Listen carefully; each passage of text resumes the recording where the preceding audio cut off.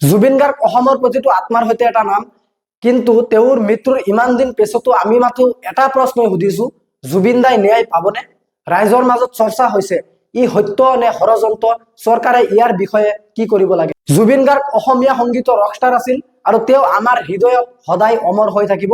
জুবিন গাৰ্গ 17 ছেপ্টেম্বৰ তাৰিখে ছিংগাপুৰ গৈছিল north east ফেষ্টিভেলত অংশগ্ৰহণ কৰিবলৈ।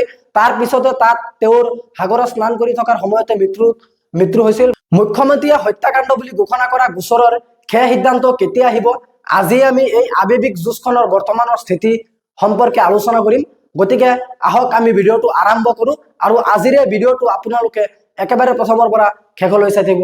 বলক আমি ভিডিঅ'টো আৰম্ভ কৰোঁ। জুবিন গাৰ্গৰ মৃত্যুৰ তদন্ত সন্দৰ্ভত আদালতত চাৰ্জশ্বিট দাখিল কৰা হৈছে আৰু চাৰ্জশ্বিটত উল্লেখ কৰা মতে জুবিন গাৰ্গক সঁচাকৈয়ে হত্যা কৰা হৈছিল। সেয়ে 12 ডিচেম্বৰ তাৰিখে নিশ্চিত হ'ল।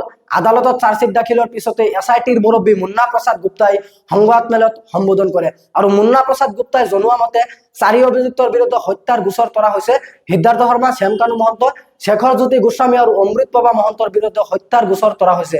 BNSৰ 103 দ্বাৰা ইয়াৰ সেইসকলক আৰোপ কৰা হৈছে। মই এইখিনিতে ডাইৰেক্ট মুখ্যমন্ত্ৰীক প্ৰশ্ন কৰো যে এই 4 অভিযুক্তৰ বিৰুদ্ধে হত্যাৰ গোচৰ তৰিলে 103 দ্বাৰা সৰু মাৰ্ডাৰ কৰিছে বুলি বা ইয়াৰ লগত মৃত্যুদণ্ড বা যাৱজ্জীৱন জেল জৰিমনা আছে, এইকেইটাৰ ভিতৰত কোনটো শাস্তি পাব দোষীসকলে? জুবিন গাৰ্গক মাৰ্ডাৰ কৰাৰ বিপৰীতে সিদ্ধাৰ্থ শৰ্মা, শ্যামকানু মহন্ত, শেখৰজ্যোতি গোস্বামী আৰু অমৃতপ্ৰভা মহন্তক যাৱজ্জীৱন কাৰাদণ্ড দিলে অসমৰ ৰাইজৰ মন শান্তি হ'বনে?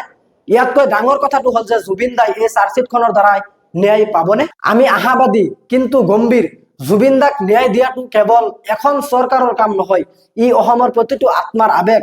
আমি আশা কৰা মতে SITয়ে চাৰ্জশ্বিট দাখিল কৰিলে মুখ্যমন্ত্ৰীয়ে যিটো প্ৰতিশ্ৰুতি দিছিল সেয়াও পূৰণ কৰিলে।